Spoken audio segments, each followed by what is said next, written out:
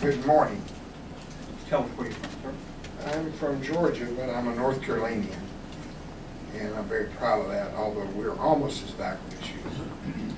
I want to start out with something that's always been on my mind whenever I think about nuclear power. It's not some declaration of guilt for you or me or anybody in this room. After the 3 Mile Island disaster, I went to D.C. for a massive rally, along with 100,000 other people. That's not acclaimable by some hero or martyr. I'm only saying, I met a lady there. She gave me a button. I cherished it till I loaned it to somebody who stole it. It said, "We all live in Harrisburg." The reason that's so important to me is because y'all are not paying attention. You're not bad people, although I have doubts about who you serve. The reason that button is so important is because the cancer rates around the 3 Mile Island disaster went astronomical. That doesn't seem to resonate here. At a further rally about a year later, I met Helen Caldicott personally for about a minute, shook her hand. To refresh your memory, if you don't know, she's the Australian health professional. I say professional with quotation marks. She spearheaded a movement that was successful to stop all the uranium mining in New Zealand and Australia.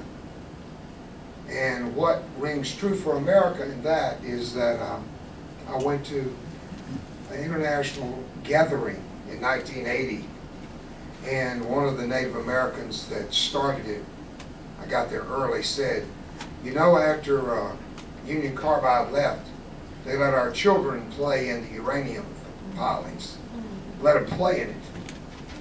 That mentality still exists when you do not come to grips with reality here. The cancer rates in the radius of all nuclear plants is dangerous to all living things, as in the water. And I had a recommendation on that because children, and both in the womb and being born, are particularly susceptible to cancer. That's always a concern for those of us that kind of like children, not just our own. One thing I wanted to point out is that when you give this rate increase, when you put it on our bill to pay for something that's at least $1 billion behind, and I would say, like to the educated professor from Georgia Tech, there's a reason they closed down the reactor on his campus. It was dangerous. It was decommissioned and turned down, closed down because it was something that was dangerous to even to the people at Georgia Tech, as low level as the radiation was. One thing that is also very sure, it's unconscionable to remain in this state of denial. When asked where I'm from these days, I tell them, that's where I'm from, the state of denial. I tell them I'm from Georgia anymore. And like I said, the expenditures on plants, on the reactors, 3 and 4, you need to at least stop them immediately, because we can't continue to put money into something that you don't know when it's going to be finished. To me, the greatest is the nuclear waste, both across the Savannah River plant. We got 1,000 horror stories about that. But combined with the waste you don't know what you're going to do with, that might have to be buried above ground, and Vogtle site, which is another thing that should be imminent on any of your minds, that you've got to deal with this.